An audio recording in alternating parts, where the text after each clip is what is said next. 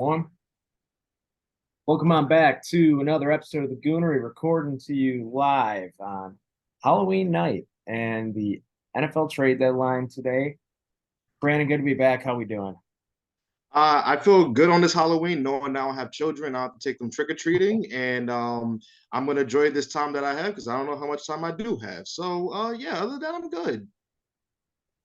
Hey, man. Yeah, I'll echo those sentiments. I will echo those sentiments. Excited to get into that.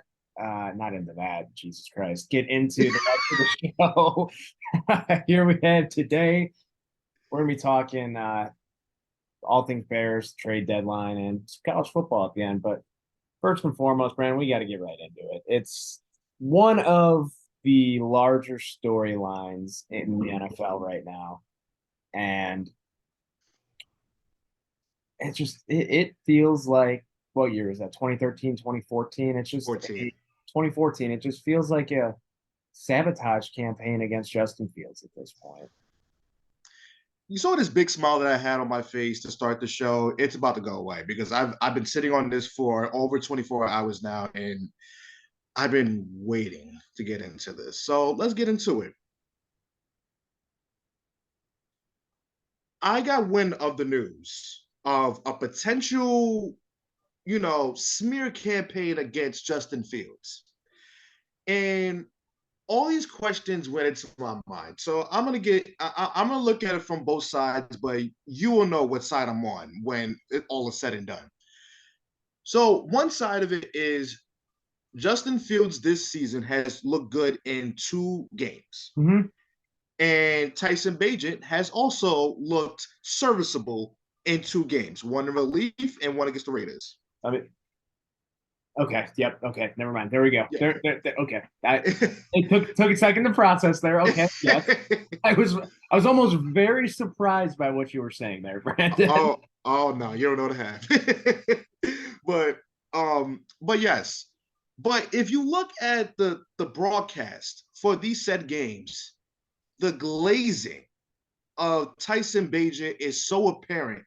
And initially I'm thinking, okay, this is the ultimate underdog story. A Division II quarterback is going to be starting for one of the premier franchises in the NFL, the Chicago Bears, and he's also replacing a guy that the league is not sure about because there has been little progress being made throughout the season for a guy who was supposed to take a lead. Mm-hmm. Now, I need to know something. For how much this smear campaign is going on and how much it seems as though it's being spearheaded by the franchise itself. Mm-hmm. Was it because he called out the coaching? Was it because he doesn't seem like he's fitting into the scheme that he's been put into, but he's also not comfortable in? I mean, what are we talking about here? We're talking about a guy that everybody, and I've been saying this for the longest of times, everybody sees it with Justin Fields. Mm-hmm. Everybody. League wide. League wide. League wide. That's why he was in the top 100 players in the NFL this season for a guy that was the quarterback of a team that was 3-14 just a year ago. So keep that in mind. So everybody sees the potential. Everybody saw the climb he was going to take, whether it be pundits or whether it be his contemporaries. And what do you do in the offseason? You get DJ Moore, you draft Tyler Scott, you sign Dante Foreman, you draft Roschon Johnson. And what happens? We're going to turn you into a pocket quarterback. Really? We're going to turn you into a pocket quarterback. So we have seen how that has played out. We have seen that he voiced his frustrations over primarily being a pocket passer. But let's blame the player for not adapting. I'm sorry, Luke Getsy. Let's talk about you for a second. You were a guy that was under the coattails of Matt LaFleur, and you lucked into an offensive coordinator job. Good for you. What have you done? What have you done to be so stubborn as to knowing that your quarterback is not happy about the system that's being ran, and you says, tough shit, go out there to get it done. That's essentially what they told them. That's essentially what they told them. Yeah, and so Brandon, I don't know about you, and I don't know. I mean, there's a couple of ways we could spin this. Is it they feel like they don't have to adapt it because Fields' overall skill set is that much? They see it as that high. This is just me trying to go just way deep, way conspiracy. They just think that he doesn't need it adjusted because he's that physically talented and has all the tools to do everything they're asking him to. But the thing that just it concerns me, not with Justin Fields, with this staff, you're obviously going to change the offensive game plan for an undrafted rookie coming in and starting a couple football games, right? That's expected. However, if you have your quote unquote franchise guy, what the hell are you doing if you truly are locked in on him, like Ryan Poles said this offseason? Why are you not trying to cater what you're doing to him? And you almost want to compare it to what went on with the Ravens. All Lamar wanted to do was get some help and sling the football around a little bit more. And look what the fucking Ravens are doing this year. Mm-hmm. And I know it's a little bit different where Fields wants to not be that complete pocket passer, but he also wants to cut the running back conversation because it's bullshit. Yeah. Fields has one of the best arms. Has one of the best arms in the NFL, and I don't think that's an exaggeration saying that. He has one of the prettiest deep balls. And do you want to know the moment I knew the Tyson Bagent project was nothing more than yet another project, and Bears fans unnecessarily obsessing over a backup quarterback? Was the 40 whatever yard throw on first down to start Sunday Night Football with Mooney. That ball was so horribly underthrown, and it was a complete duck. What are we doing? And it's the same thing we saw though with Bagent, and with Bagent under center and Fields under center. Something starts to work, and they abandon it. Yep. It's more of the same, and I think at this point it could not be more abundantly clear that it's a coaching issue and not a skill issue on the offensive side of football. And knowing that, I have to question the guy that truthfully we have praised numerous of times on this podcast. Mm-hmm. Looking at you, Ryan Poles. Hey, because do you think we may have been a little early in crowning him King Poles across the internet? Absolutely. And I'm going to tell you why. And this is me, depending on who you ask, being the typical reactionary fan. But let's get into it. Ryan Poles, you were not just hired to scout, draft, and sign. You were hired to also be a leader and also take control of situations that seemingly is out of the coach's hands. And time again, it has always been, I'm going to hide in my office and talk to you when I feel like it. And then when I do get in front of the cameras and actually speak, I don't give you anything because I'm not going to give you guys any bulletin board material. I'm sorry, Poles. You've done nothing in this league to say that you don't owe explanation to any of these people that's asking their questions and doing their job. And the fact of the matter is this. You oversee this team. You know what's going on. You know football. If you didn't know football, you wouldn't be a general manager of a football team. So now, what are you going to do about the situation that now there is a smear campaign that's going on against your quarterback, and clearly there is a coaching staff that's deliberately trying to sabotage him. Deliberately. Mm-hmm. But you were the same guy that said he was the guy. So I'm confused now. You said he was the guy, but easily. You did not have to make the trade out of the first pick. You could have drafted the next quarterback. You would have started over, and then there's that. So it's like, what is it? Do you like him? Do you want him to be a starting quarterback, or are you just riding it out just so you can get another top pick, so you get the quarterback that you really wanted? But the thing is that logic doesn't even make sense because you could have done that in April. So I'm going to push back a little bit on that, Brandon, because I think that it is more of a situation where they liked Fields better than anyone who was in this past draft. And I think just based on the talent that was in this draft, I mean, CJ Stroud is looking pretty damn good, but I I just think that's a case of out of those guys, they were content with Fields over them, which is fine. They were able to establish that draft capital and they knew what was coming the following year. They know Mhm. how special this next quarterback class is. And I'll tell you right now, I still don't think that they should take a quarterback.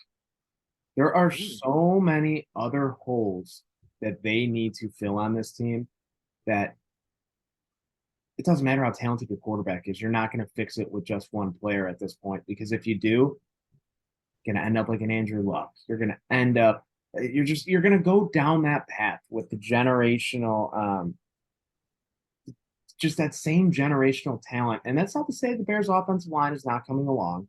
I don't even think that's the main area that they need to focus on in this next draft. Genuinely, I don't. I think that anyone who is still complaining about the Darnell Wright pick doesn't. I'm Yeah, going to say it. They don't know ball. They don't know ball they don't. because he has been an elite right tackle so far this year. Hmm. Like elite. He's been that good already. And they address Montez Sweat with the edge if they're able to extend him. I'm happy with that. But there is just so much I think they're able to do with that draft capital. They can go ahead and draft Marvin Harrison Jr. at whatever pick they end up having, whether it's 2, 3, wherever. We'll see. And if I am Ryan Poles, I'm doing whatever I can to trade that other pick and just get a king's ransom for either Drake May or Caleb Williams. Yeah. I mean, but here under the condition that this coaching staff is not coming back next year. That is that is my condition I would like to put on that because Matt Eberflus should have been out of a job about 2 or 3 weeks ago. Hmm. But here we are. Here we are. And that's really the issue. I've said numerous of times because this Bears team, no matter how we saw them as a fringe contender and maybe just being in it. You know what I mean? Just like not being so bad to where you it almost reminds you of last season. But I have been under the impression ever since that Denver game, and honestly, it looks more and more worse every day that we won against Washington. He looked dominant against Washington, but if you wanted to send a message to your fan base that things are going to be different because you never fired a coach in season before, if you wanted to send that message, this would have been a perfect time. This would have been the perfect season to do it. How in the world is a coach that I think he has what 5, 6 wins in 2 seasons? It's five wins. That's It's 5 wins in 2 seasons. And by the way, your specialties defense has been bad. Everybody, the only players I've seen probably progress are the two tackles. Pickens and if Dexter like good picks, like legitimately, they look like good picks at this moment. But let's talk about outside the picks. TJ Edwards and Tremaine Edmonds have been pretty underwhelming, and especially Tremaine Edmonds. But part of me also wants to say that has a lot to do with the system he's in, and it's all and just they're clueless. They're mm-hmm. genuinely clueless. But this whole staff is, and the fact of the matter is, if Justin Fields wanted to ask out for a trade, who's are you gonna blame him? I'm not. I'm not because how after this season, even after they said you are going to be our guy, that you're running a smear campaign against him, and also you're employing an offensive coordinator who's like purposely trying to sabotage him. How could you have trust in that organization going forward?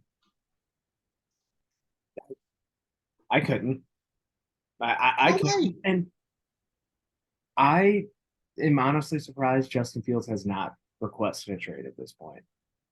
I woke up this morning and I said to myself, I would not be surprised if he is either an Atlanta Falcon or a Minnesota Viking by the end of today.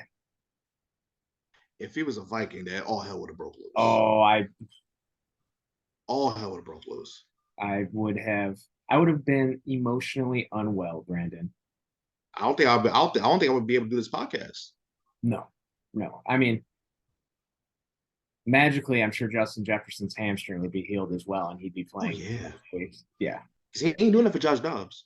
No, no. And hey, shout out to Josh Dobbs though. Career revival. I mean, man's gonna be a backup for the next 10 years now. Like That's he right. has just shout out to Josh Dobbs. I mean, he's been practice squad guy for God knows how many years, and he's taking this opportunity and run with it. Shout out to you. Absolutely.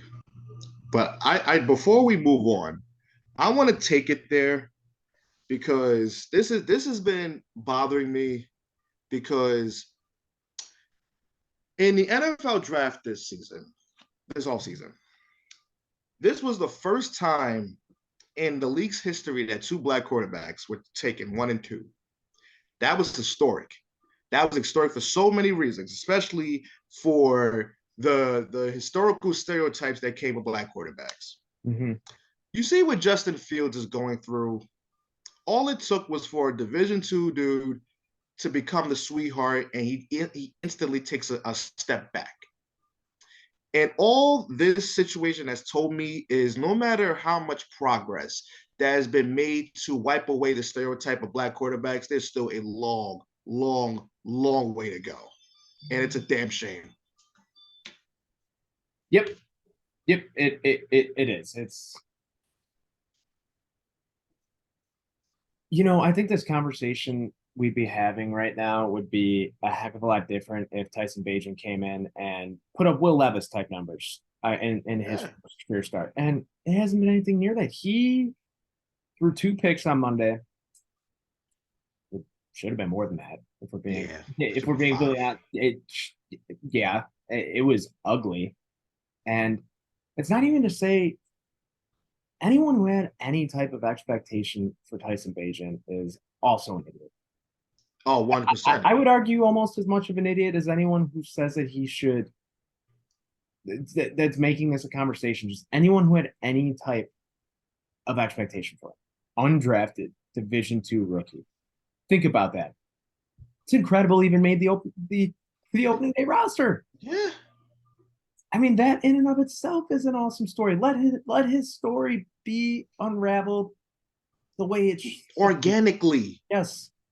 We don't need to hear Chris Collinsworth slobbing on his knob more than any player I've heard in a broadcast in a very long time, other than Aaron Rodgers and Collinsworth. Yeah. I mean, honestly, I don't even think that's an exaggeration. Or Mahomes. Like, we're really the dick riding levels were at Mahomes and Rodgers level from Collinsworth for Tyson Bagent. Think about that for a moment. Ridiculous. And if they and NBC isn't no pissant company, so you know how much money that the Chicago Bears probably gave them to actually do that. Yeah, that's where it really gets ugly. And again, that's if I'm Justin Fields, I wouldn't want any part of the Bears next season. None whatsoever. I would go this whole season and give the coaching staff a big middle finger and say, I'm going to do what I want to do this season. I'm going to check out at any play. I'm going to run the system that I think that we should run. And let's see what happens. Have his own audition because they're going to lose a job. But he's still young. He's going to get opportunities in the league. Yeah, no, you're not wrong. So just kind of pivoting to trade deadline discussion with the Bears. Obviously, the big news out of today is, I would argue this is the bigger news, is that Jaylon Johnson was not traded. Yes. And it appears that Ryan Poles was able to deviate a little bit from his trend of trading away expiring contract young players with Pro Bowl level talent. So, that's a step in the right direction. I would have been very, very upset if that would have gone through, because let's be honest, he's been a damn near elite corner the past year. Yeah. He was a great find in the draft, and I don't think he's going to get top 5 corner money, which what would that put him in, like the 18 to $20 million range or Yeah. so? He'll be that next tier below, but it makes you wonder the fact that they were even shopping him when he's come out publicly and said he wants to be a Bear, he wants to get a contract extension done. How far apart could they have possibly been on contract talks? And what are you doing pissing a player off like that when you have $110 million in cap space coming up next year? It's getting to a territory where it's getting kind of weird with Poles and how he handles the contracts. He had no problem handing out the contracts to Tremaine Edmonds and TJ Edwards. And I feel like I'm missing somebody else. But when it's the homegrown players, it seems to be a little bit different. Now, obviously, positional value comes into play with things like this. But for a guy like Cole Kmet to get an extension, Cole Kmet is an okay player. He's fine. He's just adequate. The definition of adequate, in my opinion. He's the definition of a jag. Just a guy. Don't hurt me. You're not Jerry Jeudy, but please don't hurt me. But not wrong. But Jaylon Johnson, and there is two sides to this, and I want to be incredibly fair because I think it would be irresponsible for us to not mention this. Despite the fact that Jaylon Johnson is borderline elite, health has been an issue. It's been an issue. Completely understand it. But when you get that production on the field for a guy who's 24 years old, if you told me, I would think he'd been in the league for 5-6 years. It feels like he's been a Bear for a very long time. Yeah. But the kid's 24 years old. He is going to have really good years in the league, if healthy, of course, because health has been an issue. And I tell you this, if he gets hurt again, I mean, maybe, just maybe, Poles might be right. I don't know. Yeah. But the thing is, right now, I know one of the big things he tried to offset was the contracts that Ryan Pace gave out. He just gave it out like candy to players that was not deserving. But sometimes you have to take those risks because let's just say you have an adequate quarterback and he would still be the GM at that time. Are you going to play hardball with a guy that you're going to need to actually win football games? I don't know. I maybe it's just me, but I'm noticing a trend of a little bit of cheapness when it comes to homegrown players, and that's really, really alarming. I would agree. I would completely agree, and it's not like the free agent class after this year is riddled with defensive back talent either. No, not at all. Not at all. And I had to double check just to see, because if you're going to justify that move, I want to see somebody that's going to be an adequate replacement for him. And I didn't see that. No, you're not going to find a draft either, so don't even think about that. No, and here's the thing that I will never understand with draft picks. I'll say outside of first round draft picks. How about that? Not that any draft pick is ever going to be guaranteed. You're not guaranteed to hit on anyone. It doesn't matter. Agreed. But looking to shop Jaylon Johnson for a second round pick where you would likely draft another corner, why would you want, as your team is continuing to supposedly improve and push closer and closer to contending for a division, making the playoffs, why are you wanting to move on from that lockdown corner you have to make it a little cheaper? The guy you draft might be as good as him. Look at Tyreek Stevenson. He's been fine. Honestly, he's been okay. Obviously, the rookie growing pains. But do you want to see that on both sides next year? It'll be back to back years because look at Kyler Gordon last year. Yeah. Kyler Gordon was getting beat like he stole some last year. I think we talked about Kyler Gordon more than any other player than Justin Fields on this show last year. Oh, yeah. Yeah, and it wasn't good either. No. So I don't get it. And that's also why I'm okay with the Montez Sweat trade Yes. for a second round pick. Granted, some people are going to be upset that, oh, Chase Young went for a third. Well, guess what? With the cap space that they have out in San Francisco, he's not re signing there. One. Two, man can't stay healthy. Do I think, I mean, that's, you can end it right there. Do I think he is infinitely more talented than Sweat? Yeah, but guess Yeah, what? The best ability is availability. that's So right. Sweat came in and comes in here and he has as many sacks as the Bears have as a team. So you know what? I will take that for a second round pick. We know they're not going anywhere, but guess what? Ryan Poles has to feel pretty damn confident that he will be able to lock him up to a deal. And he is what, 27 years old? 27. Yeah. And two things. Number one, he better, or else all hell's gonna break loose. All hell will break loose. Yeah. But making a move like that with the intention to extend him and have him here for the future, you must be very, very damn confident that you're going to be contending within the next 2 years. And your job's depending on it. Now, granted, I'm not sure if this was a move out of desperation, Mm-hmm. but at the same time, kind of seems that way. Kind of feels like there's going to be a little bit more traction in terms of who you're going to sign this offseason Mm-hmm. or how much you're going to try to improve this football team. Mm-hmm. Because I'm telling you now, this was a really good move and a great step in the direction of where the Bears want to be. But that's where it stops because now you have to actually sign guys that actually know how to win football games. You need a coach that's actually going to know how to coach to win football games. Mm-hmm. And if you can't deliver that, oh, there's going to be a problem. There's going to be a big problem. And the biggest problem for him, he's going to be out of a job.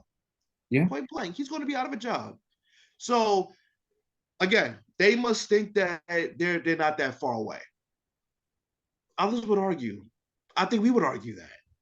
But if you feel like you have that a lot of time, sure, trade for him. But you better make sure that when free agency comes around, you better be active. Mm-hmm. $110 million, Brandon. It's a lot. Come on, man. Come There's on. a lot you can do with $110 million. Come on now. I mean, I don't want to see no conservative, bad contract bullshit. I don't want to see that, man. You see what the good teams are doing right now? You see what San Francisco's been doing? That's why they're in the position. They may have lost 3 straight games. It's a coach streak. Everybody go through a damn coach streak. Kansas City done lost to Denver over the weekend. Shit happens. Yeah. Yeah. But take those swings, or else you're gonna go into another season where you're struggling and you don't win. And that's always going to be tied to you as a GM because you either hire the wrong coach or you sign the wrong players. And guess what? You've done both. You've done both. Your track record gives you no benefit of the doubt whatsoever. Yeah. So one other thing I wanted to touch on with the trade deadline. The Darnell Mooney rumors to Kansas City. What do you make out of those in particular? Because to me, that seems that his time here is up. Yep. And it's unfortunate because I don't think it's not a production thing. I want to say it's not a production thing, but it kind of is because not for nothing, you haven't heard Mooney's name very much this season. I'm not sure. And you would think that more opportunities will open up because DJ Moore is on the team. But it almost seems to me that it's just a lack of getting those guys involved.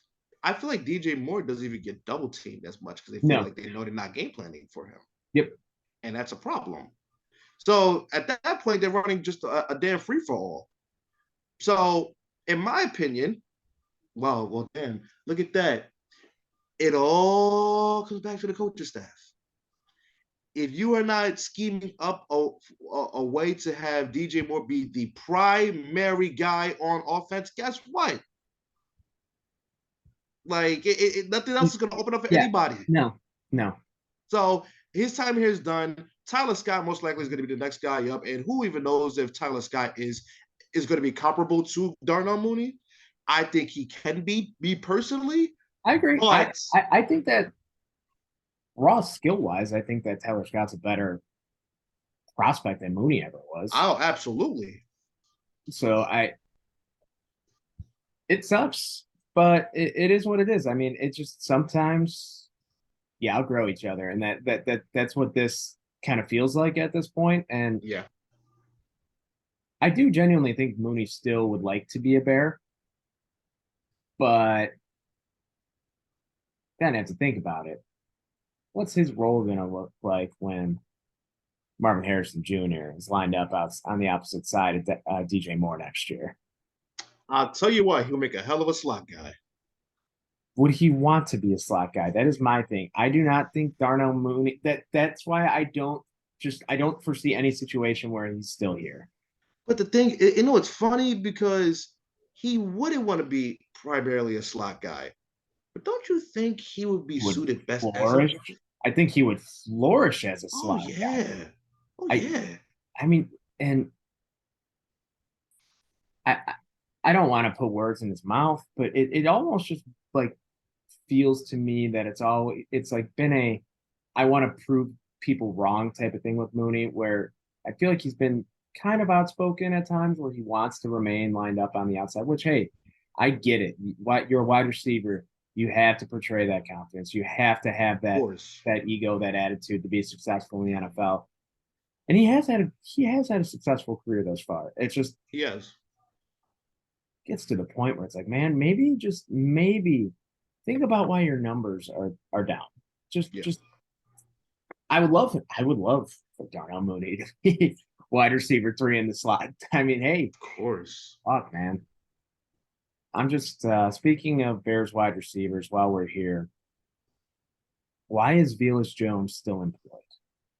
I really genuinely thought after Poles cut bait with Chase Claypool and admitted he was wrong with that, Velus Jones would be next. And I thought he would just do it, bang, bang, wipe my hands clean, see, I'm okay cutting off the fat, and I'm acknowledging I fucked up.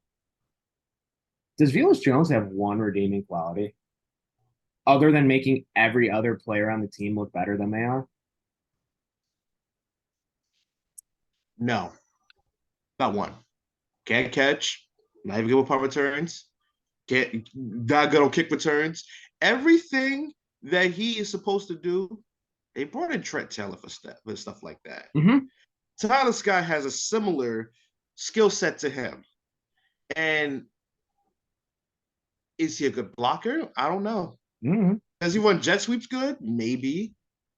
But you're not even running jet sweeps with him. No. What what is his place on the team? That's why I want to know. What is his place on the team? He does nothing well. He literally does nothing. He is in the conversation for one of the worst players in the league right now. And I'm not being hyperbolic. He stinks. Week in and week out, when he is active, he's out there doing cardio. He's burning calories. Yes. He's burning calories. And I don't know how he put a helmet back on after he tripped over his own feet in the end zone and dropped a touchdown pass. Was that ball a little underthrown? Yeah, it was. But how do you, as a professional athlete, making God knows how much money, playing wide receiver, one of the positions that require the most athleticism and finesse in all of sports, how are you going to trip over your own feet? I try to be nice. So do I, because I know I can't fucking do it. Exactly. I'll be the first to admit it. I know I can't do it. And it's just, you do nothing to convince anybody anything. Nothing. I'm sorry, if you make one mistake, I'm not going to have this type of verbiage. But at the same time, what was the one thing he did was in week 18 last year. That was it. That jet sweep for a touchdown. That was it. Other than that, he's only been known for the bad shit. He's done. He said he's been in the league for a year and a half. He has 2 good plays. That's it. He has more fumbles than good plays. Yeah, yeah. Yeah, like what, 3 or 4 fumbles last season? Something like that. I mean, I just know I know it's more than 2. I know it's more than 2. How about that? Again, legitimately in the running for one of the worst plays in football. Terrible. It is terrible. But speaking of terrible, college football playoffs first rankings are out. And let's just say I'm dumbfounded to say the least. It really does seem like they're putting much more into resume this year than they have in years past with the playoff. With at least how the first official rankings are. Do I agree with them? Absolutely fucking not. But I mean, top 6 for anyone who is unaware at this point is Oregon at 6, Washington at 5, Florida State at 4, Michigan at 3, Georgia at 2, and Ohio State at 1. It just, I understand they have a great road win, at Notre Dame, right? That's still a quality win going on the road into Notre Dame. That's still a good win. Notre Dame is, I believe, 12th in the college football playoff ranking right now, and that's even with 2 losses. So take that with how you will. And then a win over Penn State, who I believe is 10th in the college football playoff ranking. Impressive, but I just don't get it. I just don't get it. So if there's any Ohio State fans that's going to watch this show, they're going to know I'm a Michigan fan, and they might come back to this clip just in case if they end up beating us on November the 27th. But we're talking about the here and now. So let's talk about the here and now. Ohio State being number 1 is a joke. Yeah. Absolute joke. And I'm going to tell you why. I want to talk about resumes. Yes, they beat Ohio State. No, they beat Ohio State. They beat Penn State 20-12. Okay. I mean, there was a dominant defensive performance, sure. They beat Notre Dame, which, by the way, if we want to take it there, Notre Dame lost that game. Ohio State didn't win that game. I agree. No, I agree. Go ahead. No, you're good. Keep going. I was going to say the best win that Ohio State has had this season is against Maryland when they were undefeated. Other than that, they went to the wire. Well, I won't say went to the wire, but 24-10 against Wisconsin. Mm-hmm. What impressive win have they had? A bad Wisconsin team. Oh, that's not a good team. And the part that confuses me, because if you truly are going off resume and saying that Ohio State has 2 quality wins over Notre Dame and Penn State, okay, fine. I just want to know, how is Washington not in this top 4? They have the best win in the country right now. That, you know what? I think you could argue that they have the strongest win in the country this year with their win over Oregon, who is ranked number 6 in the playoff ranking. So let's get into it, right? Washington has been the most dominant team with 1 game that they struggled. But if we want to go include all the context, I'm sorry, Ohio State's kind of struggled on offense in every game this season. Mm-hmm. Oh, it feels that way. Then, by the way, Washington has the best win in college football this season. You want to know who has the second best win in college football this season? That would be Florida State. Yeah. They beat the hell out of LSU. Yeah. I don't give a damn if that was week 1. LSU is still a solid team right now. They might not be very good on defense, but they're still a solid team. They beat the brakes off them. Oh, and they dominated them. Florida State might have the most explosive offense in the country.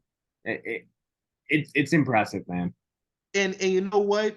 It's funny because while I could agree with that, I could also say they are absolutely their almost own worst enemy. I agree. No, I would agree with Because you. to me, and they've had a lot of close games this season, and maybe that factor into why they're 4. But at the same time, they've pulled away, and they don't play. ACC is tougher this year. I know Clemson isn't great. You play Clemson on the road, you beat them in overtime. You beat Duke, and you beat LSU. I understand with Notre Dame and Penn State, but I think with games like these, we're too focused on the number and not the context. How did Ohio State win these games? How did Florida State win these games? How did Michigan or Georgia win these games? And it's funny because with Michigan, yes, everybody's going to say they did not play anybody. I completely understand that. But can anyone find me a game where they did not dominate their opponent? You can't do it. You can't do it. And they're going, oh, the sign stealing. That's why they're dominating. Yeah, bullshit. Bullshit. And that's exactly why they're not ranked number 1 right now, because the committee knew in their heart of hearts they couldn't put them number 1. And are you and I keep saying this is a witch hunt. I've been saying this is a witch hunt. Do you like it? Is it not clear as day that this is a reflection of how they see Michigan outside the sign stealing? This is, I mean, outside the sanctions that they've tried to put on us. Like stuff like this, it's being petty at this point. Petty. We can beat Ohio State, win the Big Ten championship. You'll be like, oh, you're still number 2, Georgia number 1, Florida State number 1. Yep. I guarantee it. But you know what? Stuff like this makes me so crazed for Michigan to win a national championship this season. This shit, and I'm not even on the team. I'm not on the team. Sometimes I feel like I am, but I'm not on the team. But I feel fueled by this so they can win and shove it up the NCAA's ass. I want this so bad for them that if they don't win, I'm going to be legitimately upset because the past 2 seasons, I ain't going to lie, I was happy to just be there. I'm not going to lie. For all the shit that I've been through in Michigan over the past years, I was like, you know what? If they win, they win. If they lose, they lose. Not this year. I want a damn championship. I want a damn. This is a championship team. I want a championship. So, especially with this disrespect now. Brandon, if they do win a championship, I have an ask of you. Sure. Would you be willing to write your own Michigan Manifesto? Oh, hell yeah. I can get that in 15 minutes.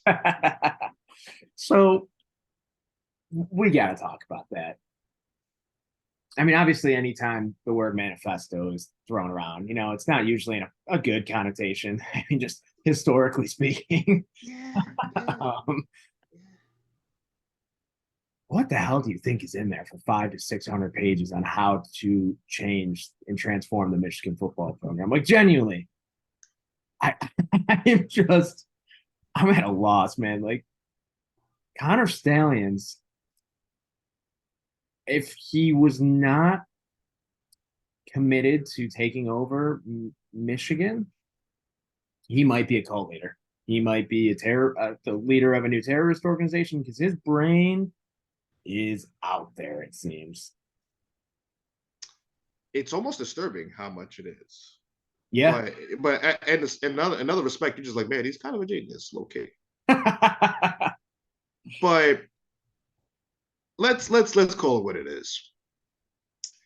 That 500 or so page manifesto that he wrote, I wouldn't be surprised if there was 3 words in that entire 500 pages that just got repeated the whole time. Speed in trenches, speed in trenches, speed in trenches. The whole 500 pages just repeating the same shit. This is literally what changed after 2020 with Michigan. They got better than trenches and they got faster. Yeah. That was it. You can't. because No, I mean, you're not right. It's like what Dion said. You can steal signs, you can do this, you can do that. You still need to go out on the field to stop them. Mm-hmm.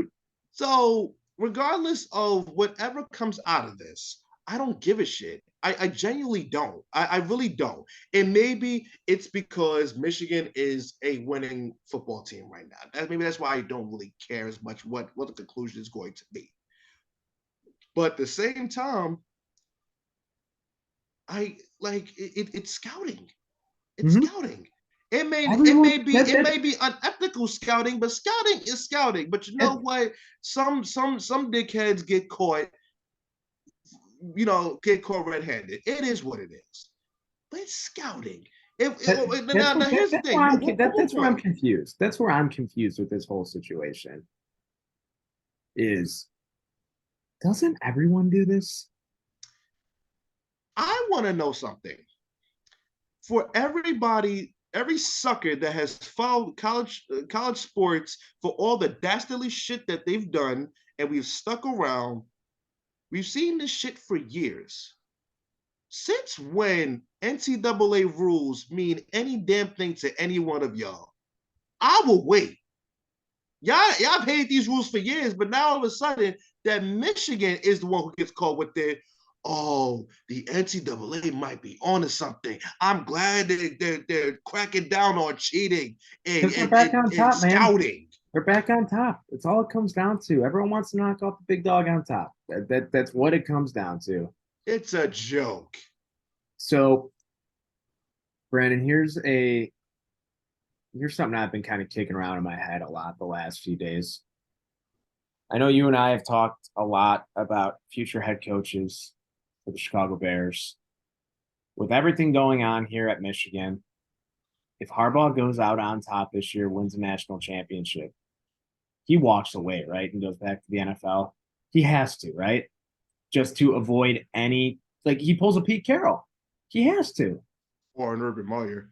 Oh, wow. Let's hope. Let's hope not for our sake as Bears fans. I'll tell you this. I just don't see Harbaugh going to Butch McGuire's downtown Chicago finger blast in a co-ed. I'll tell you that much. But I think he would be disgusted at the notion. Yep. And that's a likely scenario, I think, if they do win a national championship. Would you agree with me on that? That he would. I think he does what he says he wanted to do and bring a national title back to Michigan, and he walks away, and he couldn't do it as a player with the Bears. Let's go do it as a coach. I don't think it's likely. I'm gonna tell you why. I feel like there is a thought process around the older generation of players who have turned head coaches, coordinators, wherever it may be. Mm-hmm. And you think of somebody like Jim Harbaugh, who's been in the organization, never won anything in that organization, but also I feel as though he's a powerful man. He's a guy that loves power. Mm-hmm. And I genuinely feel like that power would intertwine with the power of a certain man. That man would be George McCaskey. I don't think a partnership between them will work. I don't think he will welcome it. And and we've seen it in the NFL, which is why Jim Harbaugh left prematurely from the NFL. Yeah. And I just don't think that partnership with a guy that he is aware of, and I'm pretty sure guys from guys who played for the Bears back in that era know, I'm sure they would not get along. So I don't think it's a likely scenario. I know that's fair enough. Just an idea I had been kicking around in my brain. It would be the ultimate home run hire. I mean, it would be bittersweet. Maybe for Michigan, they'll hire Sharon Moore or they'll hire Mike Hart to keep the continuity going. But boy, would that be bittersweet. Yeah, and do you want to know what else? Harbaugh ends up the head coach of the Bears. I can assure you, Justin Fields would not be the Chicago Bears quarterback next year, and a certain someone would be under center. What's his name? You know who I'm talking. You know who I'm talking. The Do you hometown know boy. how? The hometown boy. Do you know how bittersweet that would be, though? Like, seriously, like, I would love for Harbaugh to make that jump. And have bring along and again, this, and I'm gonna say this. I don't give a damn what happens the rest of the season. I truly don't. JJ McCarthy is the best Michigan quarterback I have ever seen, talent-wise. The best.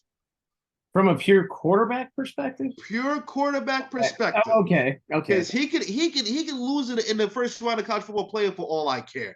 He will still be number one for me. If that he makes that jump right to my favorite team, I mean that would be the most happiest moment of being a Bears fan, because I haven't had much, so that'll be the happiest. But man, that would be something. I don't think it's outside the realm of possibility, man. I know that this feels like us playing fantasy booker, like we're Tony Khan and AEW, just seeing whoever we can get for a Wednesday night show. But hey, Woo. it's an argument for a different day. But yeah, man, it's gonna be interesting to see how this college football season ends up shaking up, because we've been saying it all year. NIL has brought parity to college football a lot quicker than anything anyone thought it was going to, and it's a really, really cool thing. I agree. I mean, if I had to guess, this could be completely wrong. I bet this is the first time since the college football playoff started, got how many ever years ago, 10 years ago, whatever it is. Mm-hmm. I bet this is the first opening opening rankings of the official college football playoff rankings that Alabama is not in the top 6. Crazy. And literally all comes back to the quarterbacks, but also too, it's crazy to think that next year the rankings won't even matter. Won't even matter. Yep. And it's a damn shame. It is. It is. Back to the game that I love. Did you see I saw this floating around on Sicko's committee on Twitter. Do you follow them, or anyone who doesn't follow them? Highly recommend. It's a fun page. So they tweet out a bunch of weird shit about college football, just some crazy scenarios, funny graphics, and there is a scenario where this is possible, where the college football playoff this year would be an undefeated Air Force and three two-loss conference champions in Rutgers, Kansas, and Oregon State. Rutgers still in the running for a Big Ten East Championship? They only have 2 losses. They got to win out. Oh, shit. Oh, shit. Oh, shit. Wow. Wow. I mean, obviously, that's never going to happen in any situation, but you're not getting that next. I mean, yeah, you actually are. You are getting that next year, actually. They didn't put James Madison up in there? No, and they should, because they can't, because they have the ban from making the jump from FCS to FBS, right. And that is the biggest crock of shit of all. It's status. That is ridiculous and stupid. They're the best group of 5 team, and it's not even close. It is not even close. Wow, I did not know that. That is really dumb.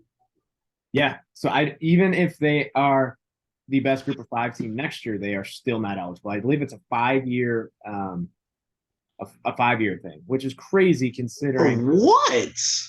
But and I understand it's different for schools versus players. I get it.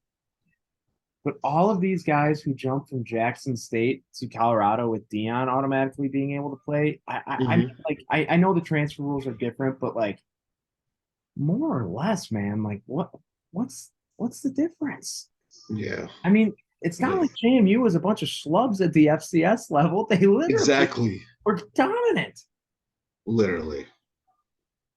That's so unnecessary.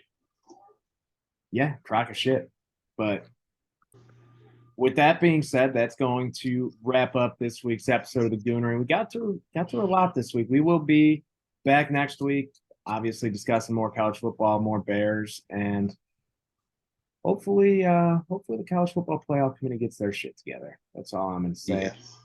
But if you made it this far, we appreciate it. Don't forget to like, share, subscribe to the show, and we will see you next time.